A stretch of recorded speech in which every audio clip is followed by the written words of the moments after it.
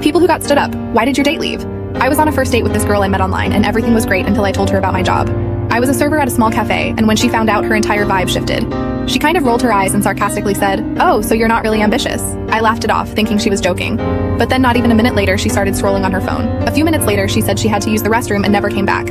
I sat there feeling like a complete idiot, and the bartender must have noticed because he walked over and said, "Tough night?" I just nodded and said, "Yeah." I told her I was a waiter and she judged me for it. He laughed and said, "Man, if that's her deal breaker, you dodged a bullet." He poured me a drink on the house and spent the next half hour just chatting with me about random stuff. It wasn't a pity. It was just a normal conversation with a friend. By the time I left, I felt way better. The bartender gave me a fist bump and said, "You'll find someone who cares about you, not your job." A few weeks later, I went back to that bar, and guess who I saw? The girl. She was with another guy dressed to the nines and clearly trying to show off. The bartender saw me and gave me a little grin. He leaned over and said, "I got you," before heading to their table. I don't know what he said, but she looked mortified and stormed out. Her date just sat there, totally confused. The bartender came back and winked at me.